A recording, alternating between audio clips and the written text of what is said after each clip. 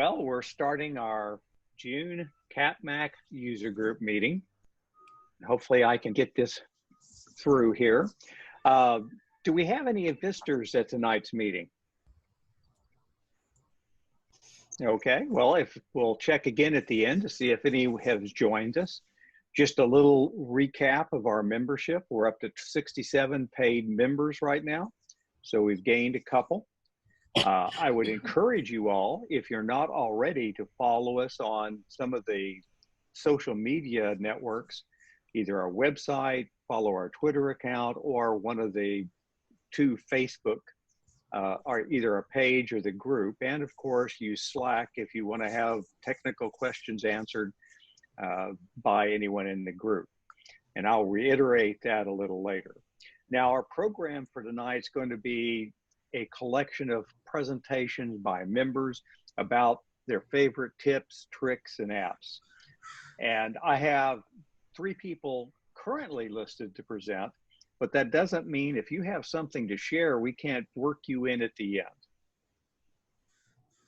So our board, there is the motley group right there. So I won't go through a name. We've got it all listed. We were a happy group that night. I guess that was after we'd had food. Probably. Drinks. Oh, that too, of course. So just to mention, Nancy gave a very good SIG last Thursday evening. The topic was, did you know your iPhone or iPad could do that? And she went over various things. If you missed that, then we have both the video and a PDF of the slides on the resource page for the meeting. And I have the URL here, and I'll get these slides to Robert so he can get them up on the website so you don't have to jot all this stuff down. Was there a notice sent out? I didn't know she was. Yes, there was. Must be not getting it or ignoring my mail. Have you been getting the notices for these meetings by email? I just got the one for this one today. Okay, we sent it out to the same distribution list last week. Okay. I'm glad. I'm sorry? I'm glad it's recorded. That'll help. And I think that'll help many of our members who are unable to attend these meetings or for whatever reason don't want to try to use Zoom to attend the meeting. So hey, John, I also, yes, Nancy. Before you post that, would you change the spelling of my last name? Oh, did I misspell it? Well, yeah, Okay. I mean, everybody does. There's no E in there, is there? No, it's L-E instead of E-L. You don't have to fix it now. I just don't, continuing on. People can't find me. I will go back and update the deck and before I send it to Robert. Thank you for that correction. So let me just go on then. I do encourage you to go and take a look at the video that Robert made of that meeting if you wasn't able to attend. We're going to try to record all of our meetings that we can going forward so that they're available to both the membership of the CapMac as well as anyone who's interested in what we cover. Also, just as a mention, we recorded the May meeting, which was a program by Jeff Gannett of Text Expander, and it also is on the web if you were not able to see it and want to go and take a look at it. Along those lines, if any of you have any feedback about the way we're trying to record these meetings and present them to you, let us know so that we can, adjust how we're doing things. That said, the other thing is certainly invite any of your friends to either join our Zoom meetings or share the link to the recorded program with them. Perhaps we can recruit a few more members.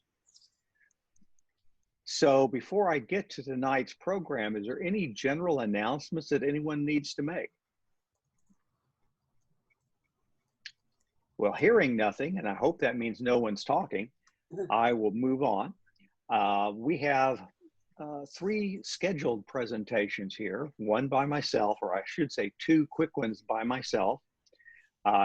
Nancy's going to do a presentation about Apple Mail, and then Jim Nguyen is going to talk about Clean My Mac and how to use it to do maintenance on your system. And I reiterate, if we have time and you have something you want to share with the group, we will get you in at the end. So be thinking about that. So my first thing is switching to DuckDuckGo. And let me ask you, I wish I could see everyone and say, raise your hand, but I can't while I'm running the slide presentation. But does everyone know what DuckDuckGo is? Yes. No, Okay. no. So I got a mixed bag, which is what I really thought would happen. Most people, when they go to do a web search, use Google. Google, as you go through and do searches, records and tracks you. They install cookies on your browser. They analyze your searches and then use that analysis to target ads to you.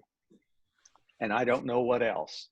Remember, they're providing it for free, and you're the benefit to them.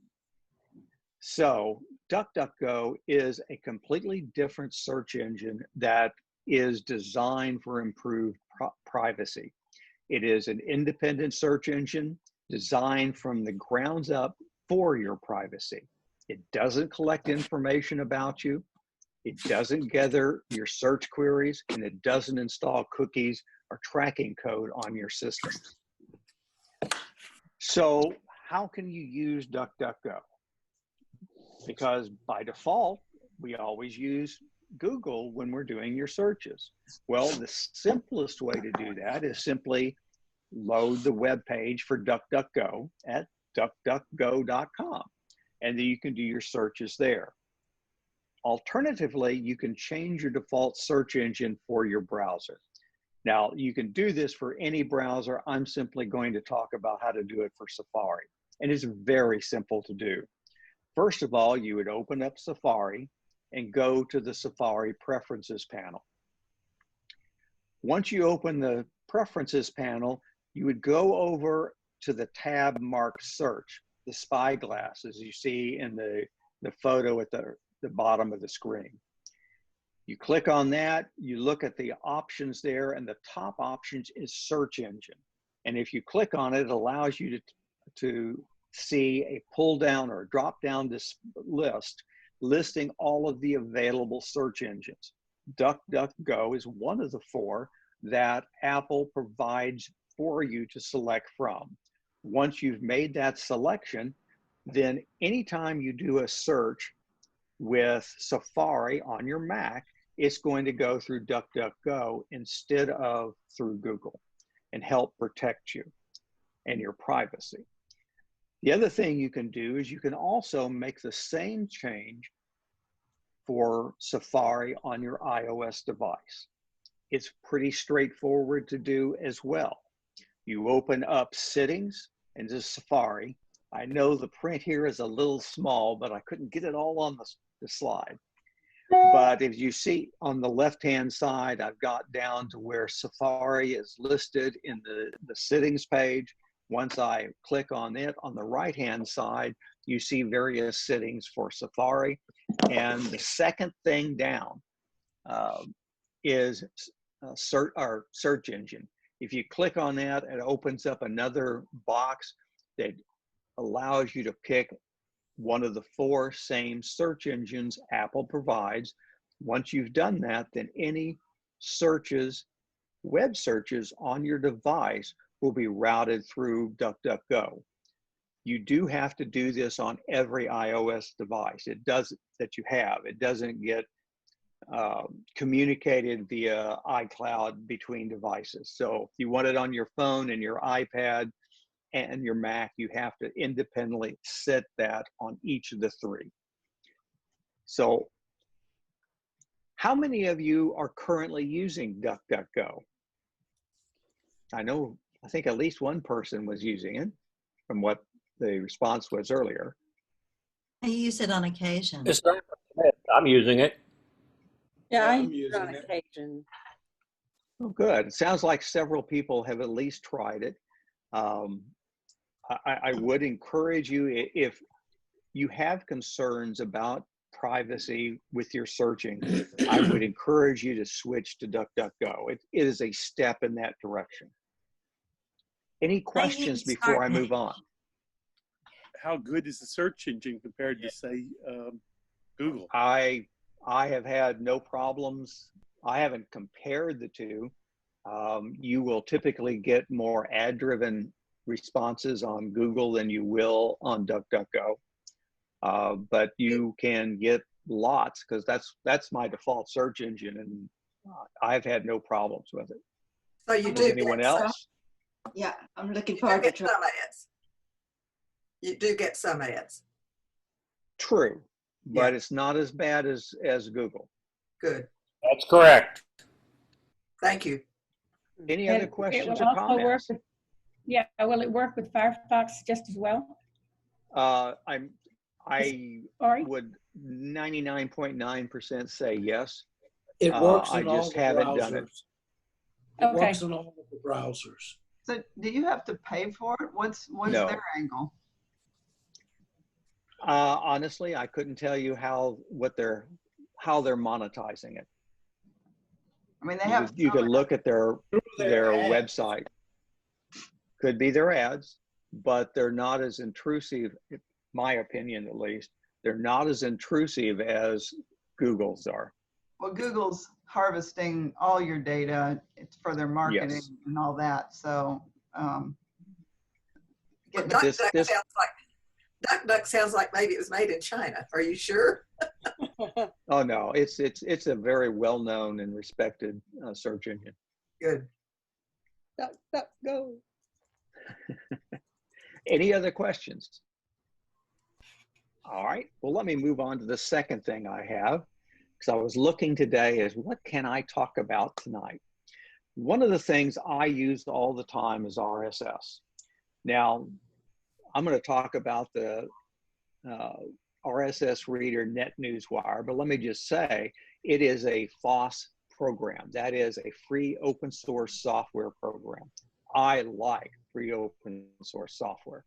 It seems to be more reliable, less chances of there being something hidden in there, and very responsive to problems and suggestions for improvement and so forth. RSS, which stands for Really Simple Syndication, is a method developed about 3 decades ago, maybe 4 now, that for distribution of information. It is particularly well used for podcasts. When you subscribe to a podcast, you are in actuality subscribing to an RSS feed. What you get is an article that contains a link to the podcast, and then your reader automatically downloads it.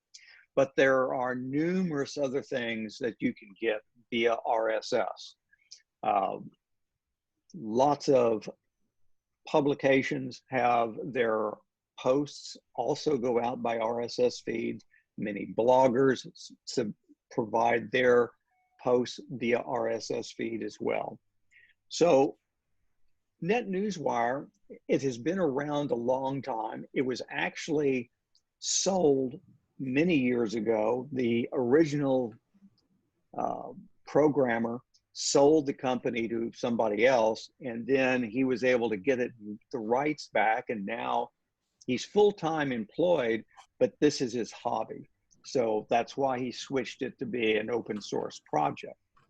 As you can see in the picture that I provided, it gives you a 3-pane reader.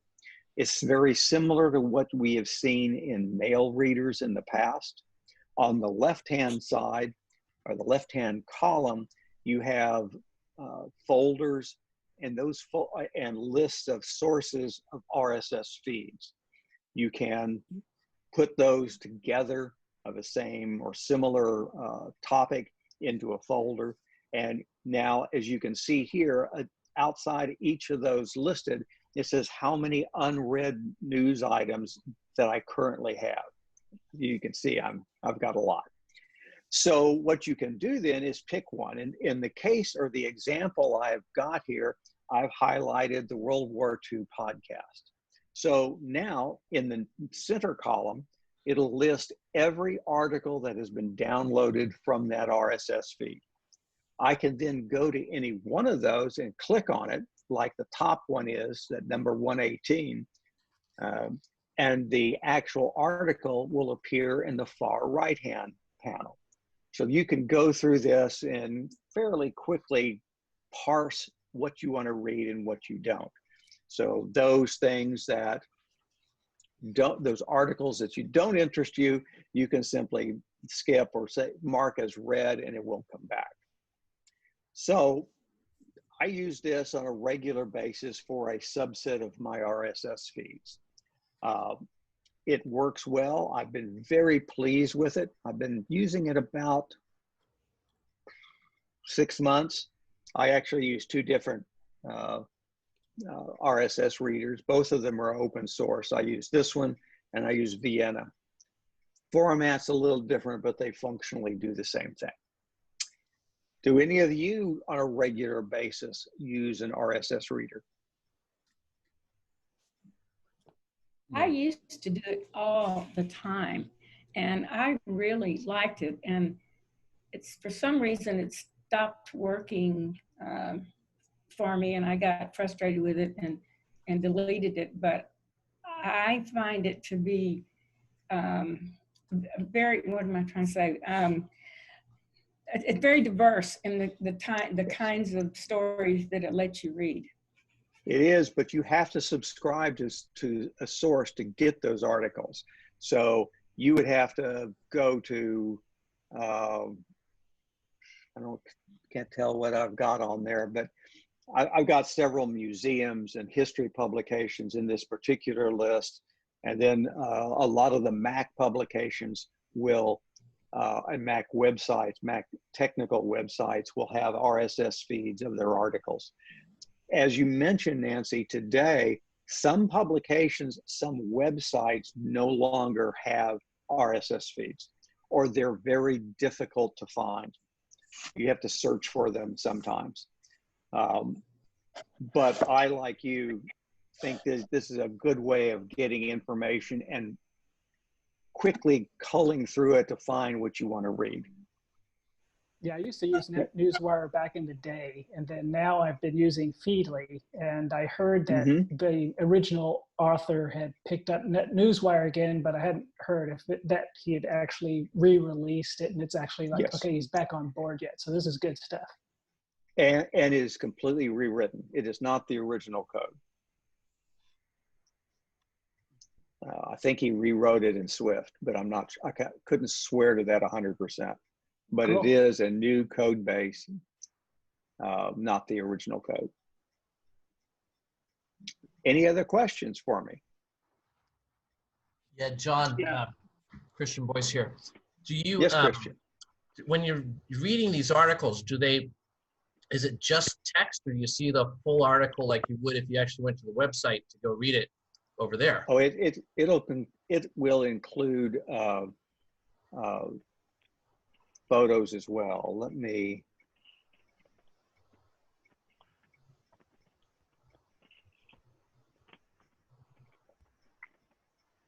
try and remember.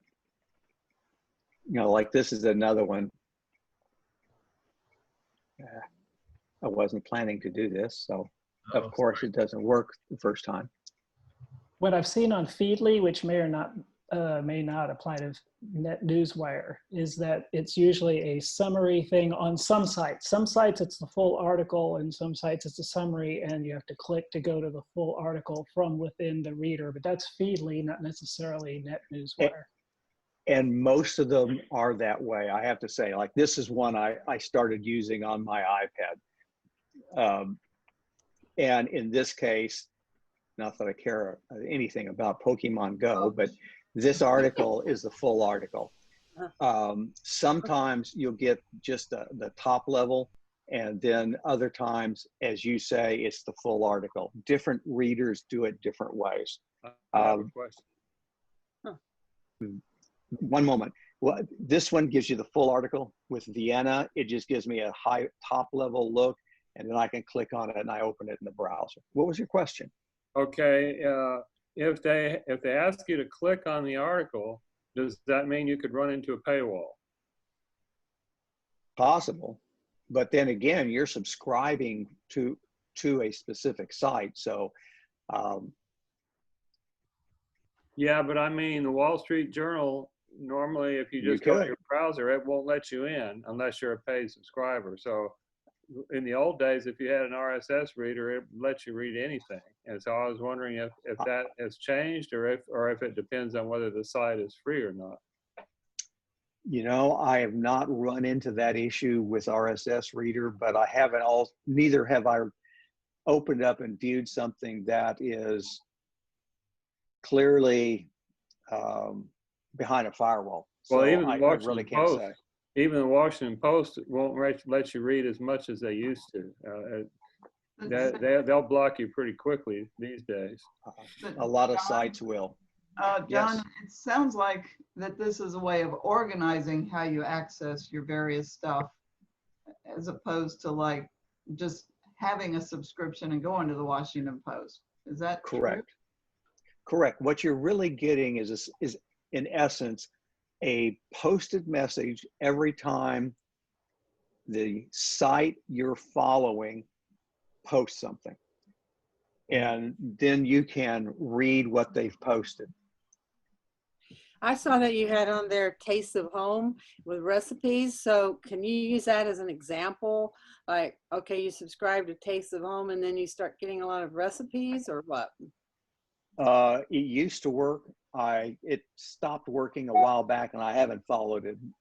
But yes, it used to give me a lot. Unfortunately, a lot of websites have simply stopped supporting RSS. Huh. Yet there's that or they changed the name of their feed, and I never went back to pursue it. So John, when they post, I mean, are you getting alerts and beeps and boops and all sorts of stuff? No. Or do you have to go into the thing and see what's new?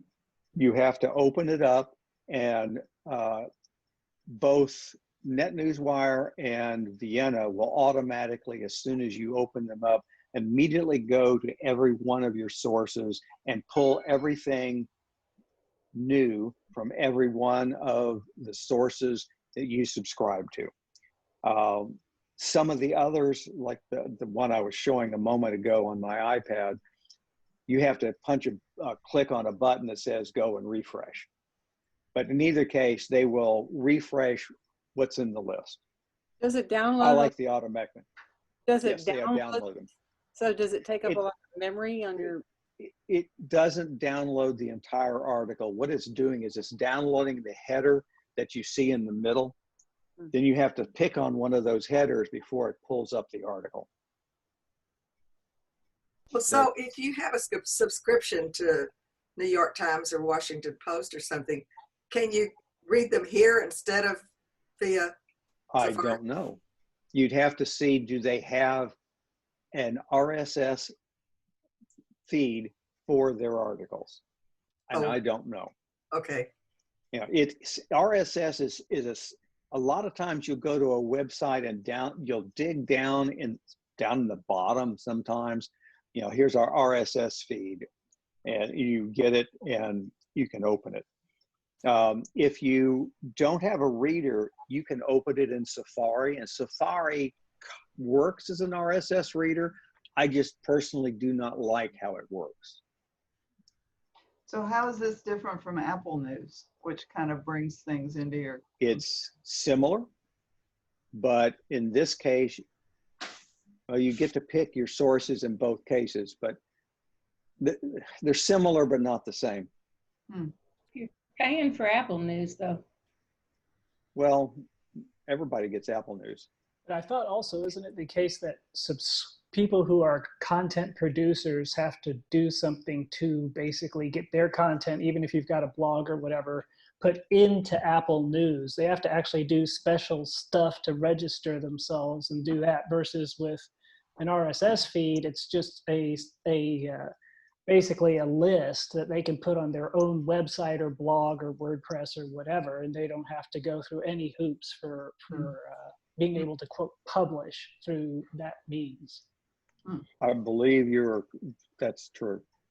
And Apple News is an aggregator of news, right? And you do have to have a paid subscription to it. No, you don't. That's correct. Yeah, you do. Apple Well, News No. Plus is a paid service. There is the fundamental level of Apple News. It's free. There yes, you go. But yeah, the other one is about $9 a month. Now, it can refer you to articles that are behind paywalls. I have run into that all the time. But it will give you lists of highlighted summary of various articles. I get an email every day that's part that I signed up for with that through Apple News, and I get a list of things to check out on Apple News. Not every one of which I can actually read, because some of them require you to subscribe to the monthly, read as much as you can subscription. Others are free. It just depends on where their sources are. It does look like that New York Times has an RSS feed, from what I've been able to find. You have to try it and see whether it gets you to stuff that is accessible without having to have interference with a paywall. I just don't know, because I don't read it. At one time, there was like a limit of 5 per month, but it could also vary if you did it, where you did it from, if you went in from the website or, so who knows what the formula is now. There are a lot of games that various publishers play along those lines. Yeah, as they try and stay in business and pay their reporters. So I don't mind subscribing to the ones I read a lot. But it is nice when you see one article and it's not something you're used to reading. It's nice to be able to get in and see what it is. Yeah, you almost need to be able to read the article to decide whether you think the site's worth it. But anyway, we sort of digressed here. Do anyone have any questions about this particular app? I'm sorry. There's an awful lot of free magazines and newspapers and stuff through your library too, on Canopy and all these other. Yes. The Austin Public Library. Yes, that's a good point. If you like to read a lot of stuff, you can go to your library, or at least have your library card, and that gives you access to some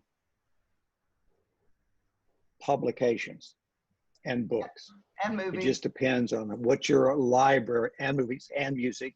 It depends on which service, and there are multiple your particular library has signed up for. I've looked at it, but I haven't tried it much. Well, you get I have more than I can read now. You get 5 movies a week on Canopy, and they have good ones. And Hoopla has movies as well, and also books. And yeah, and of course you can download them to Kindle or whatever. So it's been helpful that while the libraries were shut down, that you could still get a lot of content. Well, that's a good tip to have shared with everyone tonight, that you can do that. Yeah. And again, what were those 2 services to look for? Hoopla is one, Hoopla, Hoopla. And the other one's Canopy, Kanopy. If you go to the library website, they'll have info on it. Perfect. That is a very good recommendation. And I think there might be more, but those are the 2 that I end up using. So you can download books. They used to have Overdrive, which doesn't seem to work really great with Mac stuff. It seemed more like a PC thing. But now you can download things into Kindle, and it seems like there's another one too that they have. Libby. There's Libby. Yeah, Libby instead of Overdrive. Libby. Okay. And there's a article on the website in the resources page that Nathan Lott did on Libby. So if anybody's interested. Oh, good. Okay. Any other questions or comments about RSS? Yeah, I've got a generic one. If you're interested in something like famous assassinations, can you just enter that and will it return articles and sites that follow that or have information about, say, the JFK or the Martin Luther King assassinations? No. Okay. The way the RSS feeder works is some of them have search capabilities, but usually you search on the web for a site, get the URL of the RSS feed there, and then add it into your RSS reader. If you're At least that's what I typically do. Assassinations, you should read Assassination Vacation by Sarah Vowell.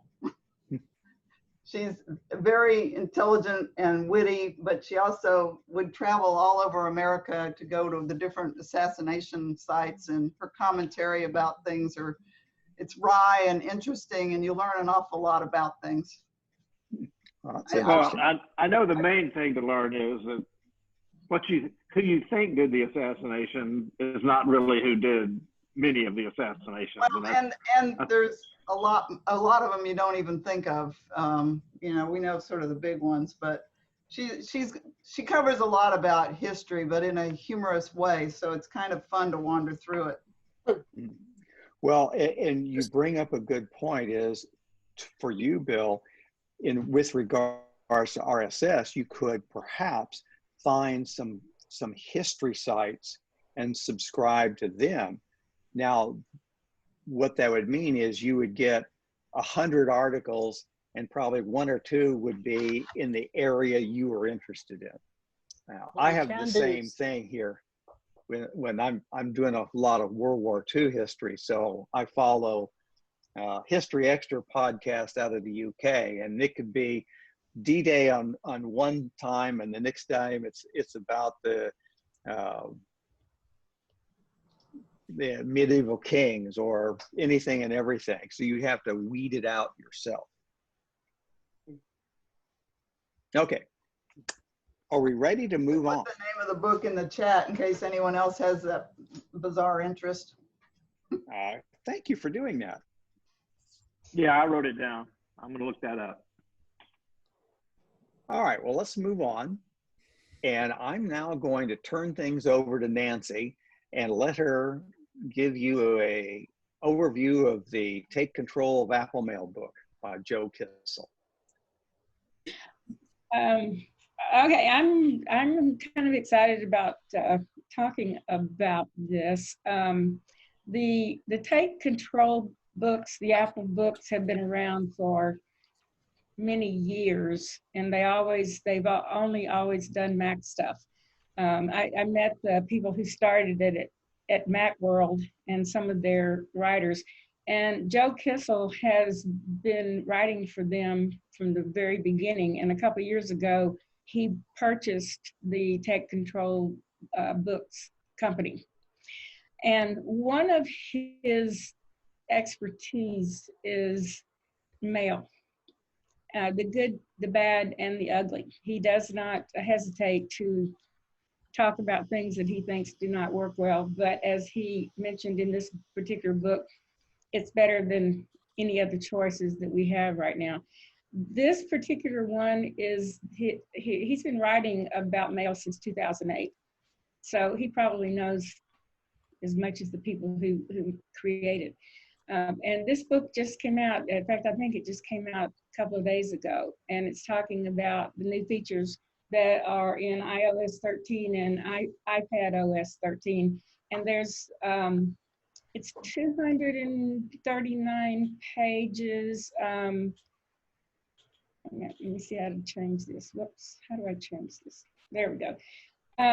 It sells for $14.99, but if you're a Mug member, you get it for $10.49. And and it's an ebook. Just download it, and of course, the good thing, I love ebooks because you can do searches in them. And I'm not going to sit here and go through all the chapters that he has because it would be extremely boring. But just if you've never used mail, it will tell you how to set it up. And if you've been using it for a long time, it tells you how to take advantage of all the things that you may or may not even know exist. Very easy to read. All of their books are outstanding. But this one, I found this one to be very helpful. And I've been using mail since I started using a Mac. And sometimes they've taken things away that I wish they wouldn't take away. But what I want to do is go over just 3 of the things that I found in there that are brand new, that most of us probably did not know about. I certainly didn't. And it'll give you an idea of, what you can, how you can benefit from the book if you're interested in it. So I'm having to use that little pad thing on my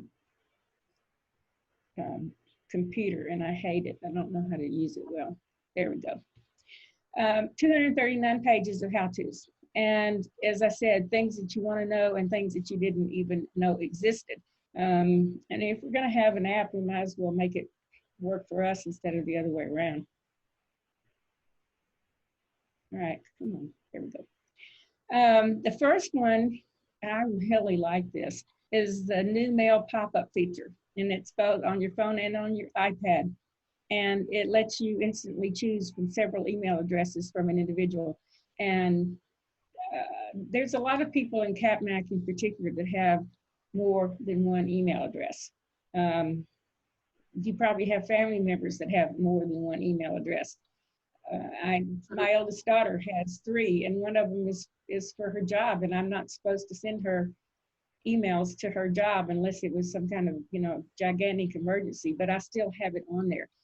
And I always have to be careful that I don't, pick the one just without even thinking that I shouldn't be using. So this is how this works. Come on, oh, here we go. So you're going to send a new message to somebody, and you're going to, no, I can't, yeah, I can. I don't know if you can see this, if you can even see my cursor, but you start the message out to, in this case, John Sample, and as soon as it figures out who you're talking about or thinks it knows who you're talking about, it's going to give you this image that's on the left side of the screen. And if you tap the arrow that I pointed out, it's going to give you a pull down menu of every email address that John Sample has. And the first one that's going to show you is whichever one you use last, but it's also going to show you any other ones that this person has. So you can easily choose the one that you really want to send them to. I know Tom Weaver has several email addresses, as does Terry. And Terry has some that are associated with some of the work that she does, and she doesn't want to get emails on that address unless it's related to her work, because she has to keep everything organized. So I think this is a really cool new feature. Yeah, any questions? Nope, okay. Nancy, I'm looking on mine. Yes. I just, when I go in to do a new message, I see a plus sign, but I don't see a down arrow. So I'm just wondering. Yeah, you see the plus sign next to the name that you started. Yeah. Like where it says John S.A. Do you see the plus sign there? My little arrow was pointing to the right. You've got to touch it for it to point down so you can make choices. Yes. Thank you. Yeah, you have to tap on it. Yeah, thanks for highlighting that. Oh, that's okay. Cool. I know that. Yeah, it is. It's a cool feature. All right. Now, this next one is a fun one. It's a new markup feature. You can superimpose text shapes freeform sketches, your signature, to attachments without using a third-party app. So if you're going to, for instance, let's say you've got a document that you have to sign.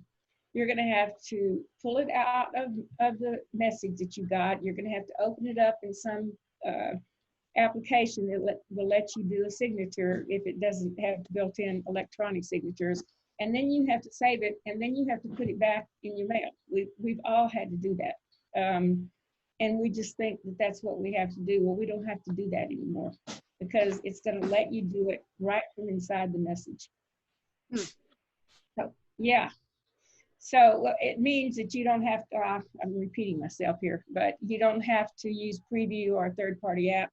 Even if you're trying to do a signature, which you usually can't do even in Preview, you can do it in this new feature. So to use it, you start with an email message that contains an attachment. It can either be one that you are creating or one that you received. It can be a graphic or it can be a text. So here's my examples. On the left, it's a message that I'm going to send to somebody, and I want to add some. I want to write something on it.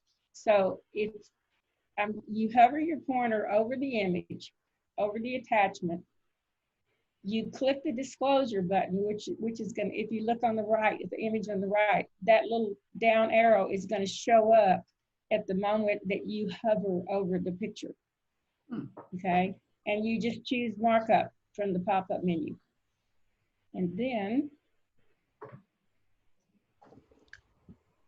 more, you can choose more. Then here's my original, and here's one that I modified saying, basically, I wish I was there or anywhere except in my apartment for the last year, however long it's been that we've been here. And the way you do this, if you're used to using Preview at all, you'll recognize the symbols across the top of the picture. And so to create this message, I use the text, which is the T, and I use the A, which is the alphabet. And when I clicked on the T, it made me a text box. And then I was able to change the font, change the color, make it bigger, whatever I wanted to do. And when I click done, it's done. It's right there then in the message that I'm sending out. I haven't had to pull anything out. I haven't had to click and save and copy and paste or anything. It's just done. Oh, that's cool. Yeah, it's really cool. And if you're doing a signature, it's the same thing. You create your message, whatever it's going to be, and then to add the signature, you go up to the top to the menu up there, and there's one that looks like a signature that's circled in red. Now you have to create your signatures. So if you don't already have one created, when you open that one for the first time, it's just going to give you the option to create your signature. It's real easy to do. But once you have your signature or signatures or whatever you want to use created, then all you have to do to add it is just to choose it and click done. And you don't have to, it's an amazing new feature. And I mean, I can remember when I was doing some forms recently and I had to pay $39 for an application that would just let me put in my signature because they required it. And yeah, it was a bummer. So with this, you don't have to do that. Just create your own signature. You can have 47 versions of it if you want to, and send it back. Just hit done, be sure to hit done. And it's gonna pop up then, it's gonna change what you see in your email message and then you can send it off. So how did you get to that top menu there with the signature on it? As soon as let me go back, I'll show you. That's a good question. Well, I'm gonna try and go back. Well, no, I'm not going back. Oh, well. I should know better. Well, I've got to go back anyhow now because I've got to I'm losing my place. Wait a minute. Here, this one. Basically, you have to touch the corner of the artwork or the photo. I'm just doing it. You drop it in. You just hover over the attachment, whatever it is. And when you do, you get that little click thing in the corner. I think it's next. No, I got to go back again. I'm just reminding y'all all of how tech savvy I am. Okay, this one. When you hover over that picture, then you get the little down arrow that's right up in the corner. It's just going to automatically pop up as soon as you move your mouse over your image. And you choose markup. And when you choose markup, that's when it actually opens up as a different document for you. Yeah, with those options that you're talking about across the top, and you just choose the one you want. It's very, very similar to using Preview, but you don't even have to open Preview to do it. Any other questions? Yeah, there's another nice thing about that. Hey, Nancy, the thing that I like about that is that it doesn't mess up the original picture. So if you had a picture and you've attached it, and now you want to mark it up, maybe you're going to put words on, or maybe you're going to have arrows pointing to things. Your original is still there on the desktop or wherever it was before you dragged it in. So you're not messing up that original at all. You don't have to worry about, messing that one up. So that's a big bonus too. Yes, thank you for mentioning that, Christian. I should have included that because that's an important feature. Because you may have a picture or a document that you don't want to change the original of it. Anything else on that one? Yes, I have a question. Yeah. Go ahead. Who, me? Question. Well, I'm still confused about how you create the signature. Okay, it's the page that we're looking at right now. Right. Up at the top, there's looks like a JN. Right. And it's okay. You click on that, and it's going to open up a box. And if you've never created a signature, it's going to tell you how to do it. Okay. If you already have some saved, then they're going to automatically be there. No matter where you created them on your computer, they're going to be listed right there. Oh, great. Thanks. Does that help? Yes, thank you. Was there another question? There was. You mentioned that this was a book about iOS mail, but this sounds like a Mac OS feature, not an iOS feature. Is that correct? Well, that is that's a good point. It works in either one.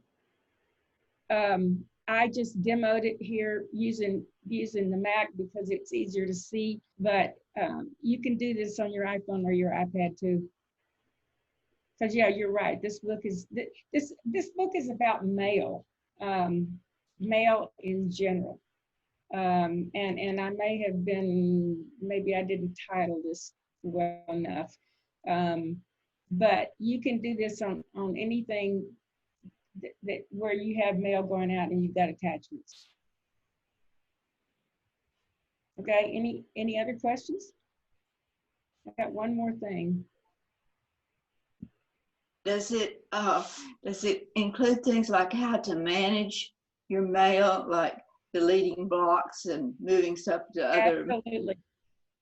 It goes into all the detail that you need, but the best thing about it is it starts at step one and says, do this. Yeah. A lot of things don't start at step one. They assume a knowledge base that we don't have. Some of us don't have. So yes, it will tell you all of that. Thank you. Now yes, it can help you get more out of your mail. Okay, continuity sketch. It lets you draw with a fingertip, a stylus, an Apple Pencil on an iPhone or an iPad, and then insert that drawing directly into mail. Now, before I change this slide, I have to point out that among my many talents, drawing is not one, not even close. So I humbled myself to do this. So you're going to create message, and then you're gonna go up to the bar and you're gonna choose file and go down and now it says insert from phone, and you just pull over and it says add sketch. So you do that, and then the drawing option is going to open. Okay, the drawing option, I could not get a good image of how the drawing option works. I was not able to take a good picture of that. But it's like if you're using your iPhone, it's going to open up like an iPhone window, and it's got all the pencils and the erasers and all that stuff at the bottom, and you just draw either with your fingernail or a stylus or whatever you might have. And when you click done, again, like the other ones, it's just instantly going to show up as part of your message. So, you know, if you can draw, you can have all kind of fun with this. You can make up a logo. You can change things by the season. You can do anything that people can draw can do.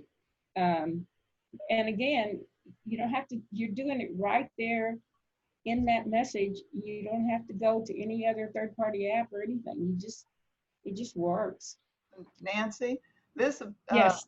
This appears to be a iPhone thing, because when I did it on my computer, it does have insert from iPhone, but it's grayed out because my iPhone's not connected to my computer. Now, maybe I could have it on Bluetooth and maybe it would see it.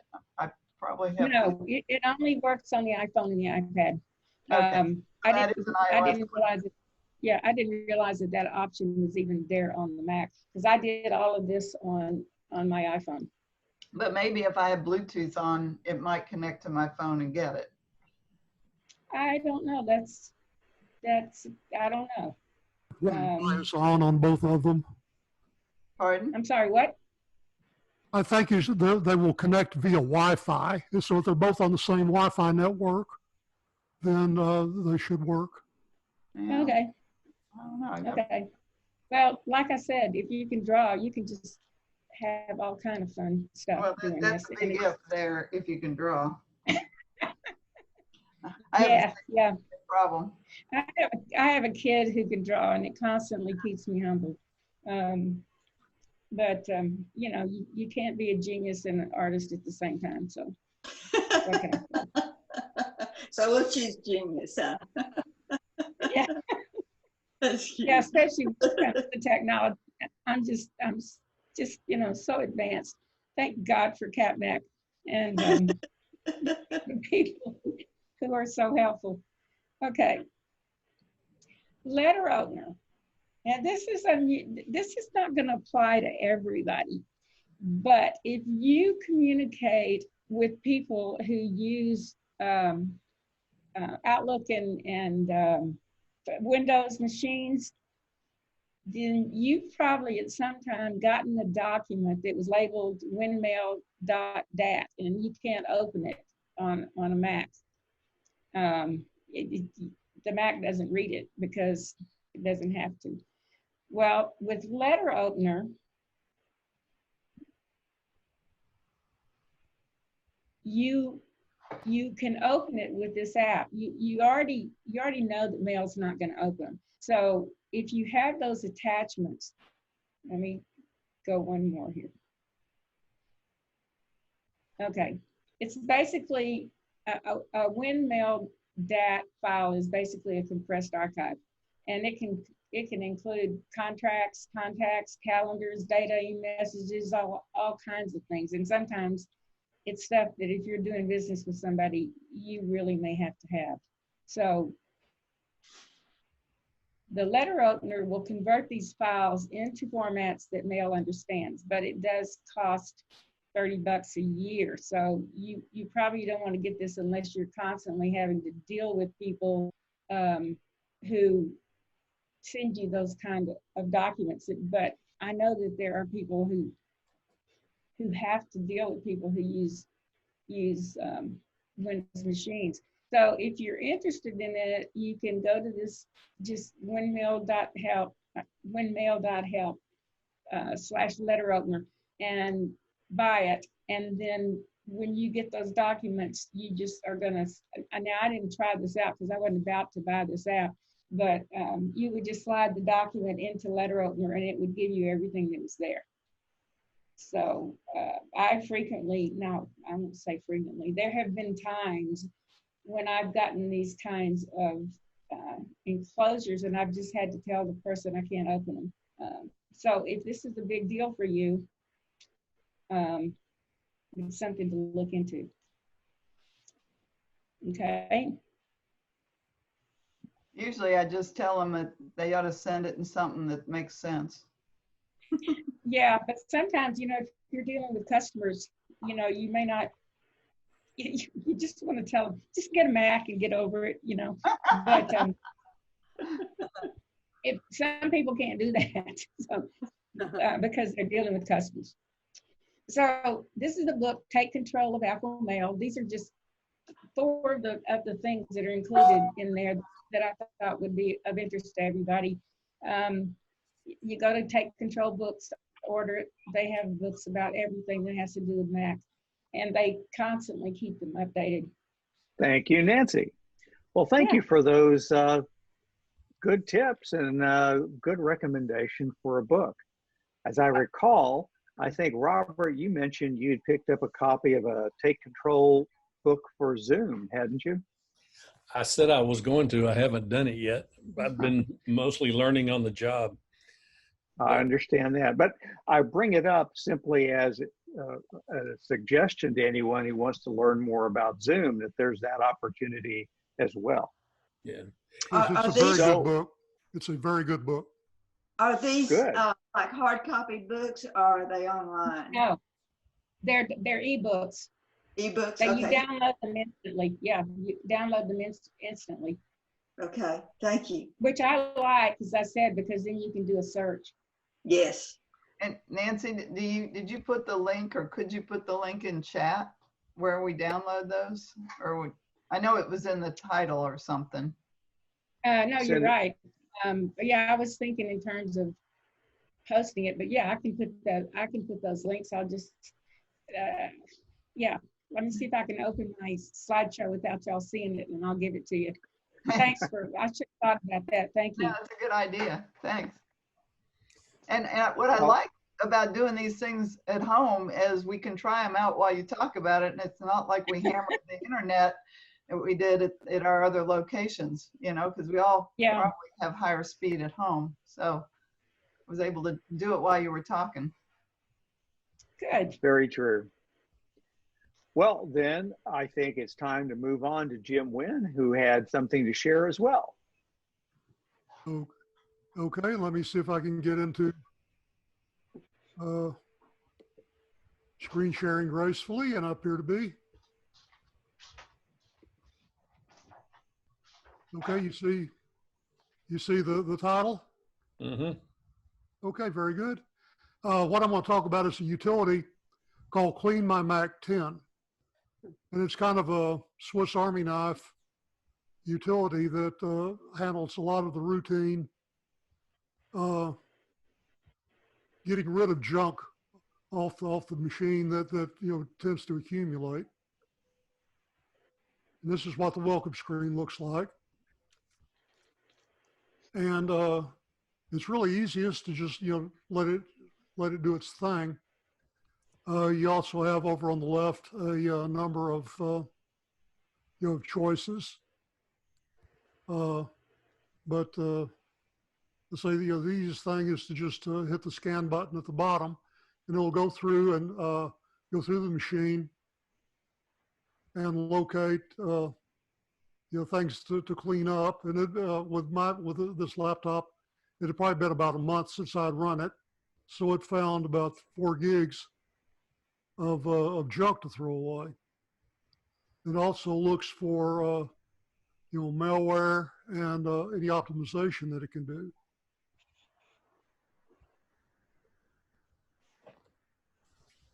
And then when it gets through the scan, it'll,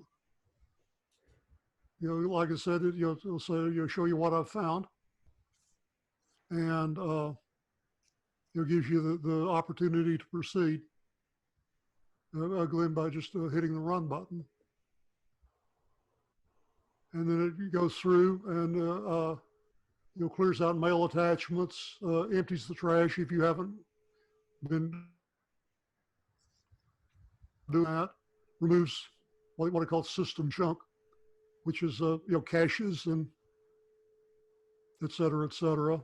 It runs the Unix maintenance scripts that if you shut your machine down at night, they normally run in the middle of the night. So a lot of times, they don't get run. It'll flush out DNS cache. Again, it is make sure that you connect to websites accurately. And it's available. It is paid for. It's from a company called MacPaw, MACPAW.com, and it is $35 a year for a subscription, but they do keep it updated. And I've found it's very worthwhile. I'm basically lazy. I could go through and do this stuff manually, but it's a heck of a lot easier to let an app do it. And that's my tip for today. One thing I will say about it, I use it, and I have more than one Mac, so I had to buy a license per Mac. Okay, just know that before you think about ordering it.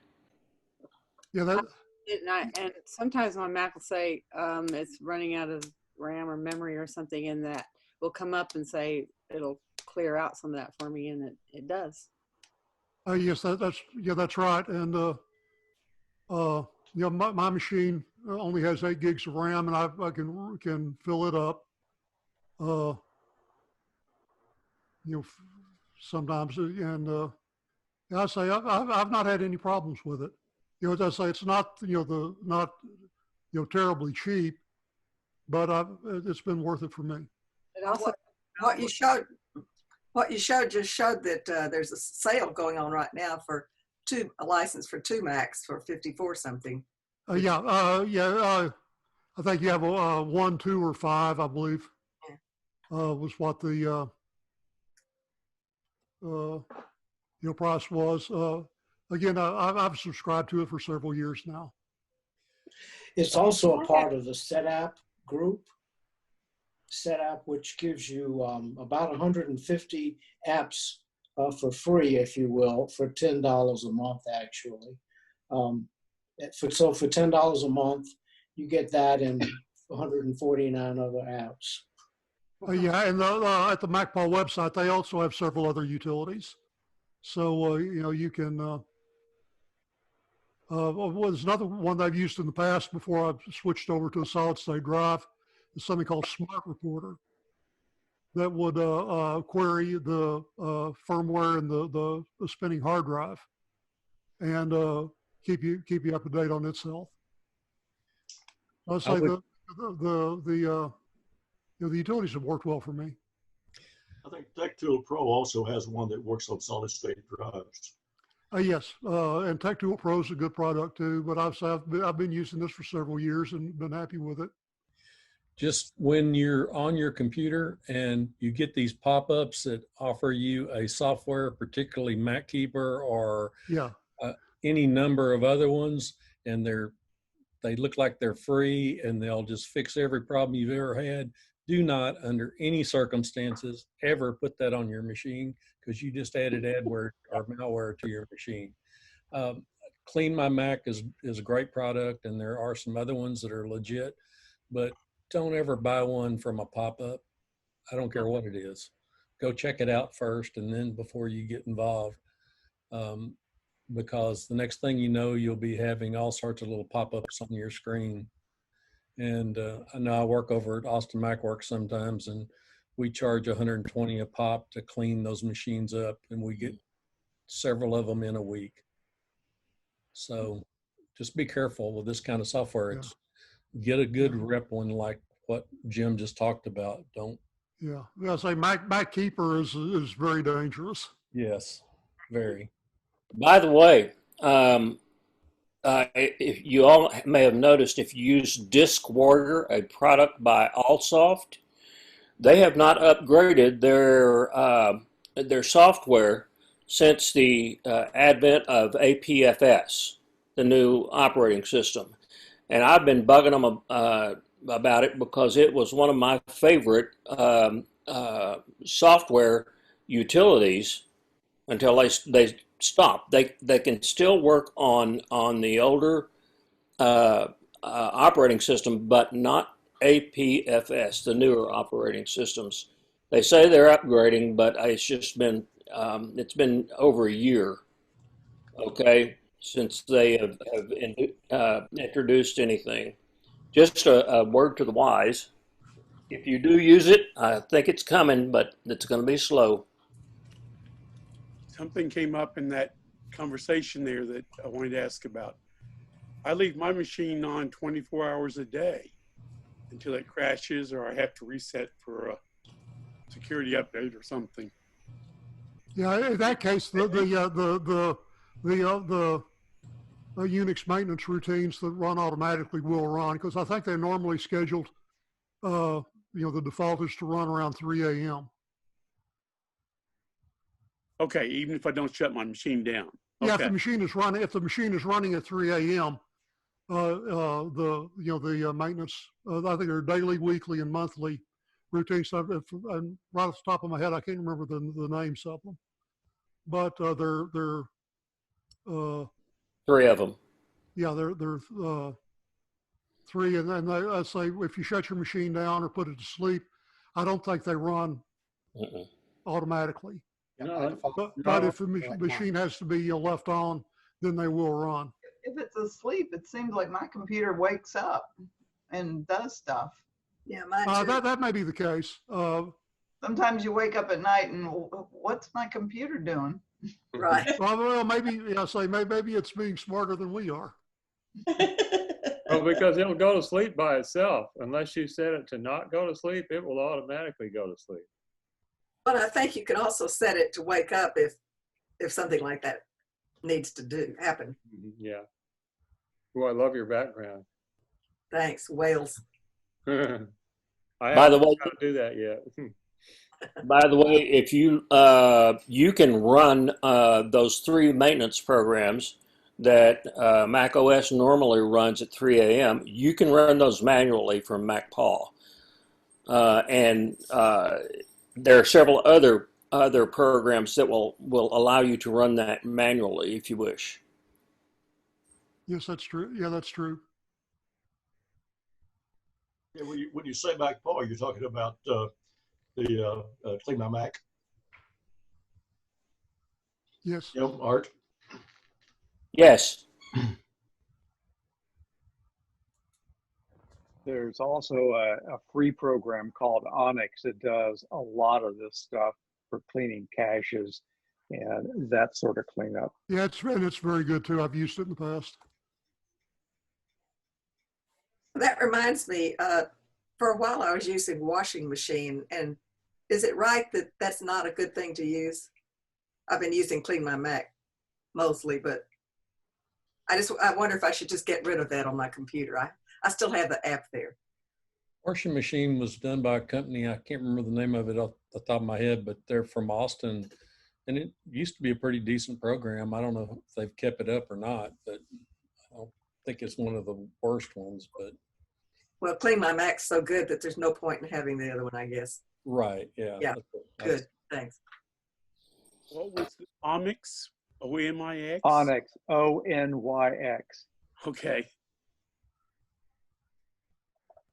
Takes about 30 or 40 minutes to run. Okay, so anyone have any other questions for Jim? No, Well, but I thank you. agree with him. I've used that app for about 5 years, and it just tidies things up very nicely. I think Which so. one is that? Clean My Mac? Yeah. Yes, Clean My Mac. Good. It's always good to hear in this, because so much of this software, as Robert mentioned, can be questionable. It's good to hear recommendations from those who are using it and are very satisfied with it, like we're getting here tonight. So we've got everyone that had been on the list to present. Is anyone want to share anything that has come to mind during this evening's meeting? Well, one thing, people often don't know how to do the backgrounds, and it may depend on what kind of computer you're using, but it's a pretty energy intensive for Zoom to actually map a picture on a background that's not regular. But you can go to the dollar store and for $1 get a lime green picnic table cover and have your own green screen. Green screen. See, just put a string across the room behind your computer and it maps nicely to that green. That's what it's supposed to do. So I don't disappear into it like say Nancy does into the flowers, because it's an irregular background behind her is my assumption. So that's brilliant. Huh? That's a very good suggestion. And you can also wear a lime green t-shirt and then your body disappears and just your head will be bobbling around, which if you really want to freak people out. Like if you put your own photograph back there like I have on mine, I don't disappear as much as on the ones that they have built into the Zoom. Because and if you have a plain wall, it will probably map to a wall better. Have a plain wall back there. Well, how do you put a simple photograph into a background? Just that's what mine is. You just it gives you the option to do it, and you just pick your photograph from your image from your photograph. It depends on what you're using to An iMac. log into Zoom. By the video where it says you can, right, the little up arrow next to the video camera. Okay. You can choose your background. Now it depends. Oh, okay. But even if it says you can't choose a virtual background, if you have a green screen, sometimes you can. So. I don't know what you mean by green. I don't know what you mean by green screen.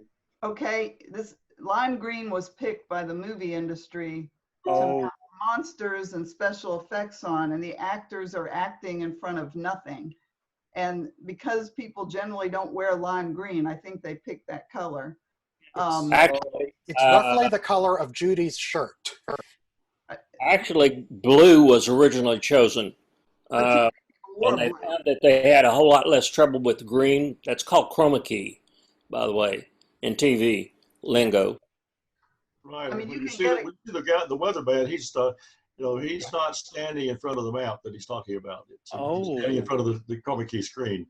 Yeah, it's all projection.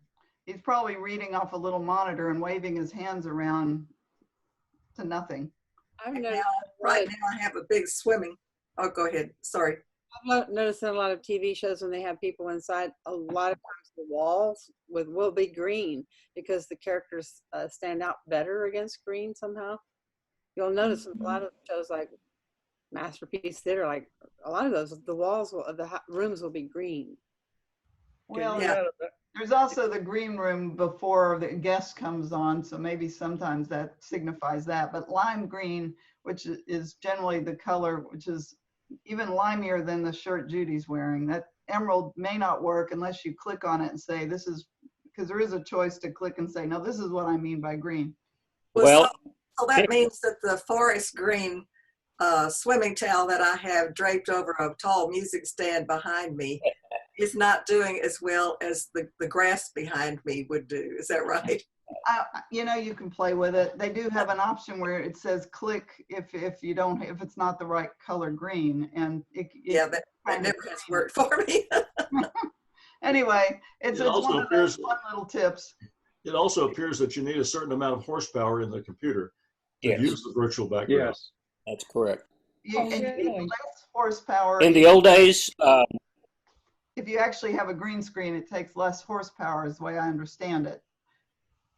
You need to populate a lot of the stuff that's in your background. It's a nice consistent color that it just knows that color, drop it out and put it in the background.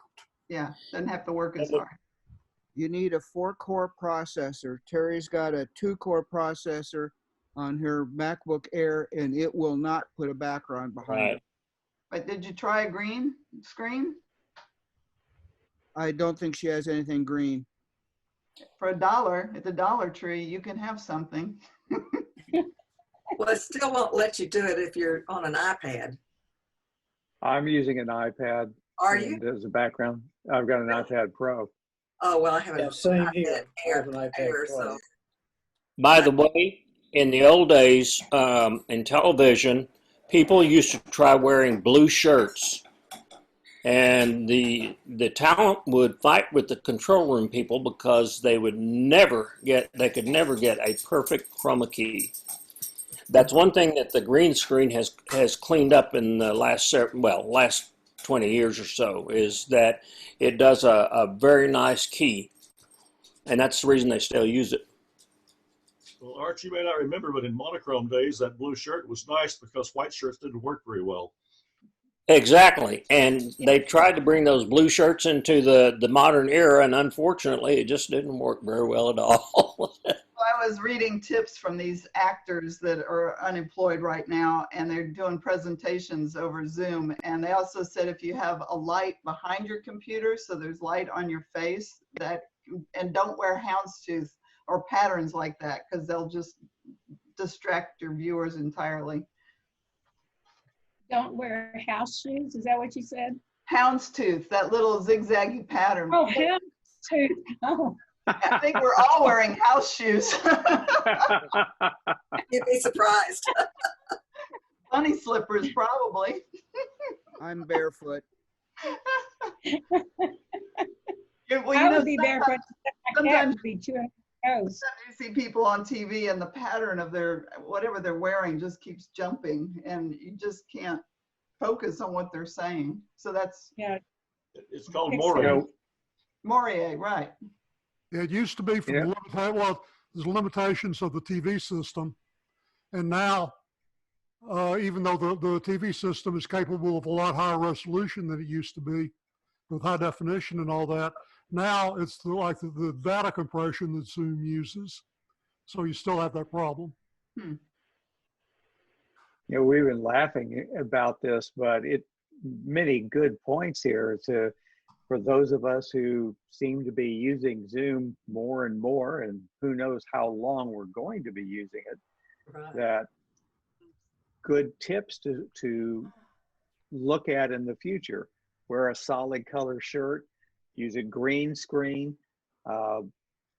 try to have something behind you that is going to more easily allow substitution of a background. Just a lot of little tips that might make it easier for all of us to use Zoom for whatever purpose. Use good lighting on your face. Yeah, and I noticed that because I've got a photograph behind me, that sometimes it pixelates, because I don't understand the technical reason for it, but I think it's because there's so much on the screen. And I think if I had a solid color, it would be better. No, it's because it's not mapping to a solid color behind you. You probably have your room behind you.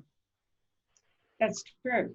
So if you had a flat wall behind you, or some, a drape or a sheet over something, if you had a solid surface and it was lime green, then it would have no problem matching it, and then you wouldn't disappear into it or blur it as much.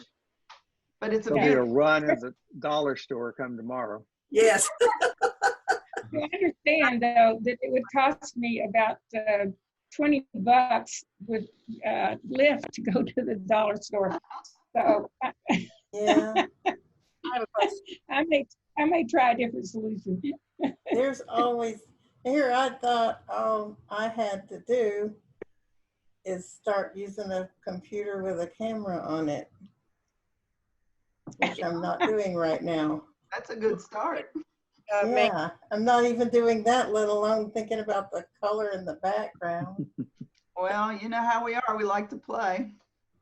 Yeah. How can you make a meeting last longer than 40 minutes if you when There. signing up and paying for a professional thing? I But mean, when the time's out in 40 minutes, everyone just calls back in. All they have to do is go back in, because I've had several book club I've been in meetings. that you meeting. just click back on the same link. Yeah, yeah. Yep. Okay, because I was wondering about that because we're gonna have one of my groups is Sunday Yeah, I night. think we've all been in a meeting like that. Yeah, They just just go, go with the same link. You don't have to recreate a new link. yeah, so No. you can use it Well, and free. Oh, we've signed up as CapMac with a paid for subscription, so we can get over that. Well, that makes sense, but you know, when it's a group of people, I Yes. deliberately didn't get a permanent one because I do family Zooms, and it's kind of a blessing when the 40 minutes time's out. And we're like, well, you don't have to create a new time for it. You just go click on that link. yeah, link. That's good to know. Tell everybody. Next time you actually get together for Thanksgiving, you're going to wish you could do Thanksgiving on Zoom again. I'm just gonna wish we could do it at Luby's. Hey, I Would like y'all that. like to hear about a very nice benefit concert that's going to be streamed tomorrow night at 8 o'clock? It's called A Night for Austin Concert. So if you Google that, you'll find it. It's hosted by Willie Nelson. It's to raise money for local nonprofits, and a whole bunch of fabulous performers. Bonnie Raitt, I can't even remember who all's on the list, but it looked like an awfully good one. Lyle Lovett, Bonnie Raitt, and Yeah. Oh, wow. Lee and his Wow. kids. It's got a bunch of people. Wow. It's probably free, and they'd like you to donate. That's right. That's right. But how do we get to it? If Willie's on there, I've got to watch it. Google it. Yeah. It's on channel 42. It's on the CBS channel, whatever that is on your thing. Yeah, I So saw them it's advertising it. it's on a regular channel. I have a, Bill Oakey, please put the write that out on the chat so Oh, okay. everybody can get to it. But it's just on CBS. Yeah, it's Willie Nelson and Paul Simon to host a Night for Austin live Oh, stream. wow. Yeah. And let me see Wow. if I can find if this link has anything. Glad to know about that. I didn't know But it's about going it. to be broadcast nationwide. Well, it's live stream, so I anyone think can it's sign up. more local than anything. and then They have big names, though. it's going to be fantastic. And then I have one more Willie Nelson announcement right quick. And I found this by accident. If I can hold it up here, this is a CD of Willie Nelson's first album that I got for $10 on Amazon.com. But what's unique about it is that it has 15 bonus tracks on it. It's 24-bit digitally remastered, and it includes all of the original small label records that he recorded back in the late 50s on very obscure record labels, including the very first, all the early songs that he recorded are on this album, and the sound is pristine. The whole dadgum album with the original album plus 15 bonus tracks is only $10 Wow. on Amazon. And it's a fabulous thing to have in your collection. How do I find that? What's the name? The album is called "And Then I Wrote," and it's got all the great songs that he wrote, like "Hello Walls," "Crazy," "Mr. Record Man," Wow. "Funny How Time Slips Away." All those songs are on there, plus these 15 bonus tracks, which are the early records that he recorded. One of them was on the Willie Nelson label, believe it or not, the very first one, and then the D Records label, stuff like that. It's all on this album, and it's excellent quality. You know, we saw Willie and his sons sing "Hello Walls" on the Steve Colbert Show after about 2 weeks of the shutdown. It was kind of poignant. "Hello Walls." Oh, sure. Oh, he got teased about that. He got really teased about that in Nashville when he first wrote that song. People were saying, "Hello knife, hello plate, hello this and hello that." You know, it was just so funny. We got one more tip from the audience. Christian Boyce wants to share something if we're ready to move on to that. Well, I don't want to interrupt Willie Nelson, but all right. So I'm gonna try to share my screen here. Okay. And what I'm gonna do, I'm gonna share. I've got a Finder window with the desktop. That's all I want to show you. I want to try to make this as big as it can be. Here we go. I like your background. It looks like your kitchen. It's my real kitchen. It's, I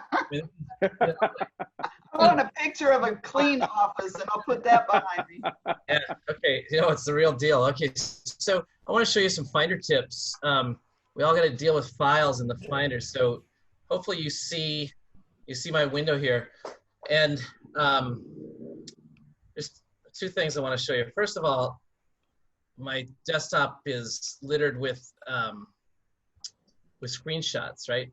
So let's just pretend that I know what these screenshots are. Maybe from there to here, like so. Maybe I know that these are screenshots that I took in preparation for maybe a seminar I'm trying to put together. So first thing I want to do is I want to put them in a folder, but I haven't made the folder yet. So my favorite thing, I don't know if will you see the menu drop? Can you see that, or do I need to share my whole computer here? Can you see me go to File and say New Folder with Selection? Do you see that? No. Then I'll do it like this. I'll Control click on it. Can you see this? Yes. Yes. Okay. So that's also available under. It's also available under File, but I'm gonna do like this. I just Control clicked, or for you right clickers, you can do that too.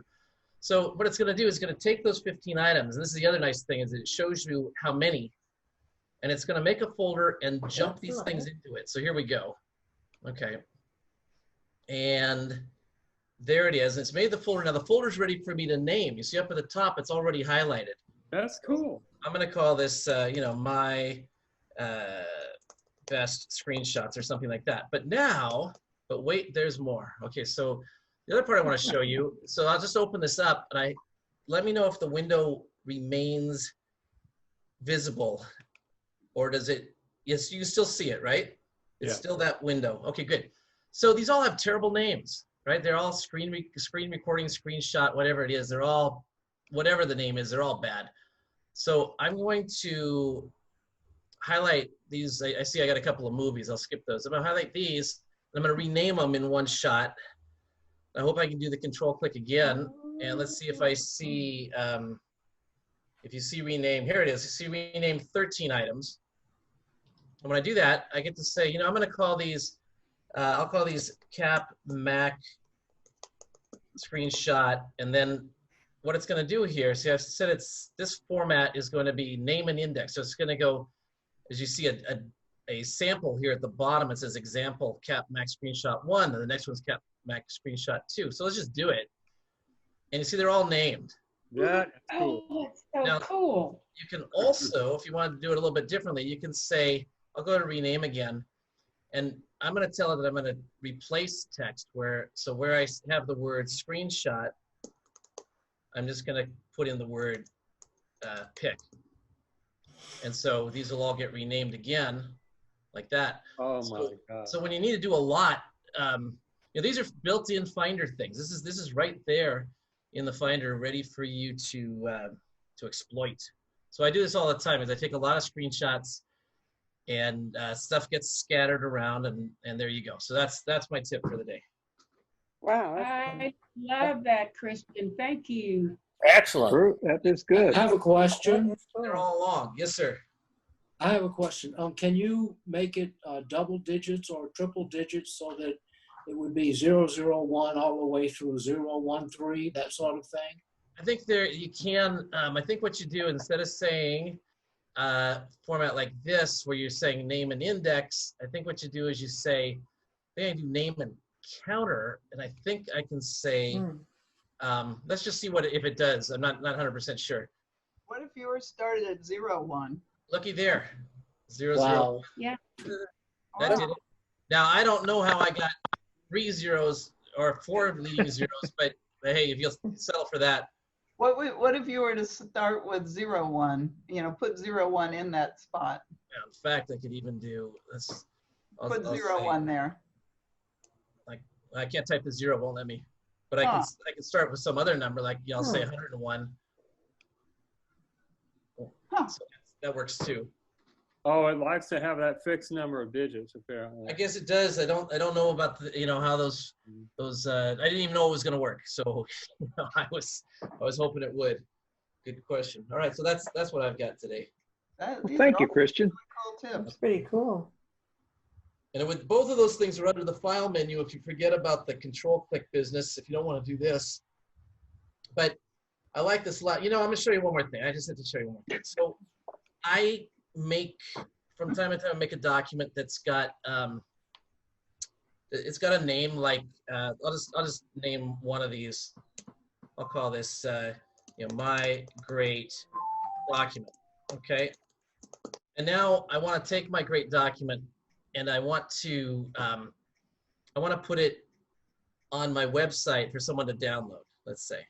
But I don't want to have spaces in it because those come out looking like %20 and it looks confusing to people. And so I want to substitute spaces with, for underscores. So you can do that here too.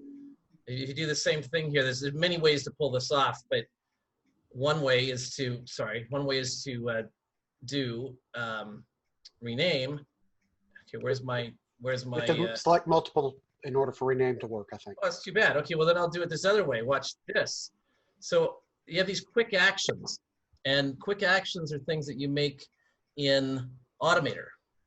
So maybe we'll do an Automator class someday, but Automator, when you make an Automator action, it'll ask you, do you want this to be a so-called quick action? I said yes, and see, it's going to turn spaces to underscores for me, and there it is. So I didn't have to, hopefully you can see that, I didn't have to actually do anything but choose my own menu item. So I made that. You made that one, okay. Yeah. But you can see I did some other groovy ones too. If you look, you see, if we look at this picture, you see how big this is. I've got another one here that scales it to 50%. So sometimes you need to scale a whole bunch of images so that you can do something else with them instead of the big full res. So you can do this stuff with Automator, and it's worth experimenting with. So if I look at this thing now, it's smaller. You see I doing the space bar thing, it's smaller. It used to be bigger. It used to be like, if I do this one, you want to look at you can't tell the size. Oh, but you can. Wait a minute, let's see. I'm going to tell it to show in the view options. I'm going to tell it to show info. Okay. Do you see the resolution of this? This is 701 by 513. If I do my little scripty thing here, if I do this and scale it, it better not be 701. It better be 350 and a half. We'll see. Now the Finder's not good at updating, so I'm going to go back and forth and let's see if, there it is. You see the 350 by 256? You see that little blue writing there? Yeah. Mm-hmm. So that's done with Automator, but the fun part is that it's triggered with a control click. So it's only scaled that one. It didn't do these other ones. It just scaled what I clicked on. So anyway, is someday. Automator something built into the operating system? Yeah, Automator, everybody has a copy of Automator. It's in your utilities folder. So if I can show you here, no, it's in your applications folder. They got an upgrade. Automator is here. It looks like, I don't know if you can see that little icon when it's a little robot. And when you use it, it kind of leads you by the hand. Try to make it easy. It's not as powerful as AppleScript, but you also don't need to know anything in order to use it. You can poke around. And maybe I'll do a class for us, John, someday. That would be great. Yeah. If I'm not mistaken, I think there's one of the Take Control books on Automator. They have a whole automation book, and it's great. It's a terrific book. I enjoyed it a lot. Learned something myself. You can also get additional Automator actions to add into Automator for like Photoshop and other applications that are not necessarily Apple applications, to do various tasks. Yeah, that'll be a fun class, John. Put me down. I'll do it. Okay. Well, I will be in touch. Don't worry. And speaking of that, do we have anything else, or should we start wrapping this up? We're approaching 2 hours. I'm out. Okay. Well, let me just say then, before we really close it out, this has been a very good meeting, I think. I hope all of you enjoyed it as well. Any closing comments before I wrap things up? Thanks a lot, John, for that RSS reader thing. That was really interesting. Okay. Well, thank you, Christian. Okay, well, then I think we've had another good meeting, and Robert's recorded it, so it will show up on our website here before too long, and I will send out an email when it's there. I don't know how many of you attended Nancy's SIG. We did have 14, I think, at the one time. Let me just ask for a quick audio feedback. Are you all interested in having more out of cycle meetings like Nancy's SIG? Yeah, on a specific topic like that, sounds like a good thing. Specific topic, you know, I've thought about sending out and setting up one to just say, hey, we're going to meet together at noon and eat lunch and talk whatever we want to talk about for Apple. I don't know, just another opportunity to interact, because some of us have a lot of time on our hands at home. So anyway, so that's something we may work on, and I'm sure Nancy's already thinking of other SIG she can have. I can if any of you have an idea, either that you want to do or that you would like someone else to do, let us know. Yes. Last. I didn't make Nancy's because I wasn't watching my clock close enough. That's what happened to me. We recorded it, and the recording's on the website. Which I appreciate, and I'll be going to it shortly. Well, this is a little off topic, but has anybody grabbed the number, done a participant grab with all the names? Yes. Yes. Okay, good. Tom has it. Yeah, I think we topped out at 29 attendees. I did a screenshot early on and sent it to Nancy and Tom Weaver. We actually topped out at 30, but. Oh, did we? Okay. I have all 30. Great. And if you present a seat or whatever, then you get points. It's a good opportunity for folks to earn points. And every one of us has something that we know better than everybody else in the group. So take that as a challenge to come and present it. The other thing is, so many of us use things every day that we don't even think about, yet most of the others may not ever have heard of it. So the least little thing is a good thing to share with everybody else here. The last thing I will leave you with is, right now we have a tentative guest speaker for the July meeting. That's Stephen Hackett. He's the co-host of Mac Power Users. Now, I haven't worked out all the details, but at least we have a tentative commitment for the July meeting. As I get more of a abstract for the presentation, I'll be posting it or sending out email to let you know about it. So, does anyone have anything else before we call it an evening? Just one thing, John. If people want to present something, you don't have to plan a 2-hour program or even a 1-hour program. It's just that's the advantage of doing something on this format that. But and I also want to say this is that I've used a computer for so many years, and you get in the habit of doing things a certain way, just over and over and over. And it's just like a couple of things that I mentioned tonight. Doing those things can save you all kind of time, but you have to know about them.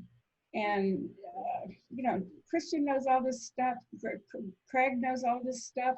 I really appreciate it when members can put something together, even if it's just 2 tips. It's just very beneficial. There was a lot of helpful stuff tonight, no question about it. Yeah. Yeah, the Willie Nelson CD was great news too. That's And the Finder is so underappreciated. Said it. I didn't know anything about mission control, and my son showed me that. And I'm on a Mac, iMac, the big screen, and so I just wondered, is that something everybody knows about, or am I just dumb? Hate it. Yeah. I think an overview would I hate it. I think an overview would be nice. Like Nancy says, we often get used to doing certain things and we don't know that we could simplify or do something different unless somebody shows us. Yeah. And they're constantly adding new features. Mm. Well, I never knew until I discovered it by accident that if you're in Finder and you're in one of your music libraries, you can just press the space bar and play a song. I had no idea you could do that. Press the space bar, do You almost can. Mhm. You can indeed. You can, if it's a picture, it'll show you a thumbnail of it. If it's music, it'll play it. If it's a Word document, it'll show it. It'll also do that in an open dialog box if you're trying to open up an image and bring it into something. Right. Yeah, it's like a quick look. Take a quick peek at it. That's its actual name is Quick Look. Mm-hmm. Okay. Well, I don't know about you all, but I learned many things tonight. I don't know how to do a program on Zoom though, like how you would do that. Like if I wanted to show how to do those art apps, I don't know how to do it. Just share your screen. It's really easy. Huh? But if I was doing it on my iPad, maybe not as easy. I don't know. It's not hard at all. I shared my keynote from my iPad tonight. So, but we can experiment. We can set up a separate meeting and experiment. That's the best way to learn how to do this, so that when you come to the meeting, you know what you're doing and what's going to happen when you take certain choices. You just have to let us know you want to set up a trial, and 2 or 3 of us will be there, and we'll make a plug for the take control book on Zoom. Yeah. But we did that with Nancy on her presentation, so it's not a problem. Okay. And I think we all learn every time we interact with Zoom new things. Yeah. So does anyone have anything else to add, or is it time to call it quits? I think if you want to call it done, I'll stop the recording. I think we can call this meeting. Did Tom have his hand? Tom Morris? No, I was just saying it's time to say goodnight. Oh, that was time. Okay. Yeah. Good night, All right, everybody. Good night. You all enjoy